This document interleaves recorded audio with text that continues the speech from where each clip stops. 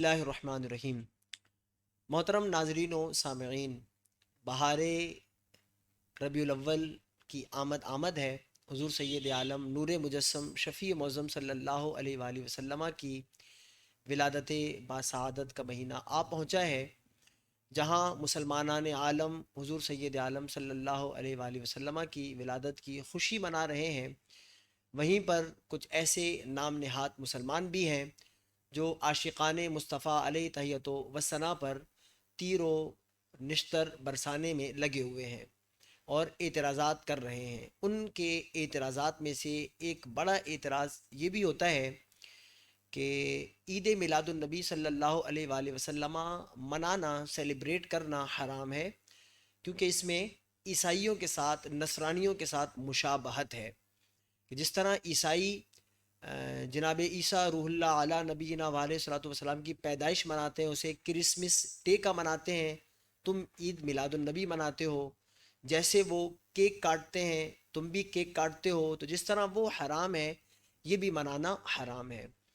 تو محترم ناظرین و سامعین، یہ خوب یاد رکھیے کہ عیسائیوں کے کرسمس میں اور مسلمانوں کے عید میلاد النبی صلی اللہ علیہ وآلہ وسلم میں زمین اور آسمان کا فرق ہے۔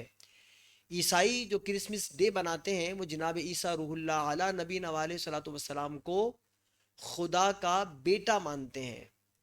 وہ خدا کا بیٹا سمجھتے ہوئے ان کا وہ دن اور یوم مناتے ہیں، جسے کرسمس کا نام دیتے ہیں۔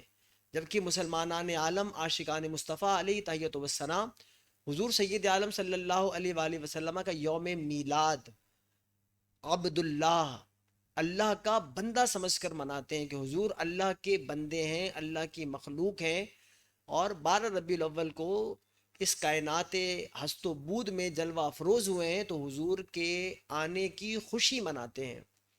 تو ان کے کرسمس میں اور ہمارے میلاد النبی میں زمین اور آسمان کا فرق ہے۔ خدا کا بیٹا سمجھ کر کسی دن کو منانا اور ہے، خدا کا بندہ اور خدا کی مخلوق سمجھ کر کسی دن کو منانا اور ہے۔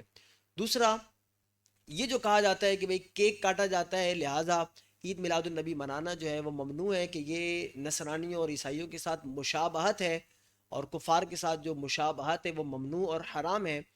تو ناظرین کرام، یہ یاد رکھیے کہ جس مشابہت سے میرے اور آپ کے آقا دو عالم کے داتا صلی اللہ علیہ وآلہ وسلم نے منع فرمایا، اس سے مراد وہ مشابہت ہے جس کا تعلق ان کے مذہب سے ہو، ان کا وہ مذہبی شعار ہو، ان کی وہ مذہبی علامت ہو۔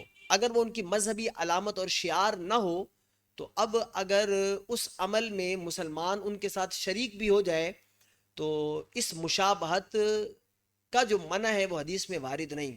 اس کی بہت ساری امثلہ اور نظائر موجود ہیں، یعنی جو کفار و مشرکین کی مذہبی علامات ہیں، مثلا قشقہ لگانا ہے یا زنار باندھنا ہے، اب اگر مسلمان زنار باندھتا ہے یا قشقہ لگاتا ہے، یہ ان کی مذہبی علامت اور شعار ہے، اب ہم کہیں گے کہ مسلمان کا یہ عمل حرام، ممنوع، مکروہ، تحریمی ہے۔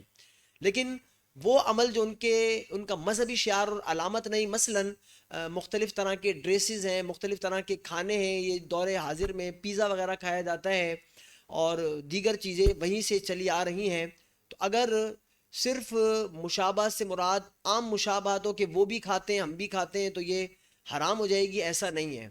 تو ایسے ہی کیک جو کاٹنا ہے، یہ ان کی مذہبی علامت اور مذہبی شعار نہیں ہے۔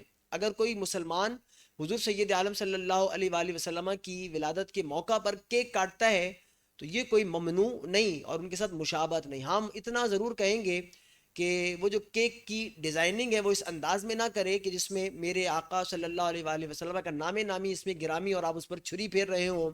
حضور سید عالم صلی اللہ علیہ وآلہ وسلم کا روضہ مبارک بنا اور آپ اس پر چھری پھیر رہے ہوں بغیر کچھ لکھے، کیونکہ الفاظ کی بھی تعظیم اور توقیر ہے۔ اگر آپ صرف ولادت کی خوشی میں کیک کاٹتے ہیں، اس میں کوئی بھی کراہت نہیں ہے، تو آپ ان لوگوں کے دھوکے میں اور بہکاوے میں نہ آئیں۔ حضور سید عالم صلی اللہ علیہ وآلہ وسلم کا میلاد شایان شان طریقے سے منائیں، شریعت مطہرہ کے مطابق منائیں۔ رب سبحانہ و تعالی ماہ ربیع الاول کی بہاریں اور برکتیں ہم سب کو عطا فرمائے۔ وآخر دعوانا الحمدللہ رب العالمین۔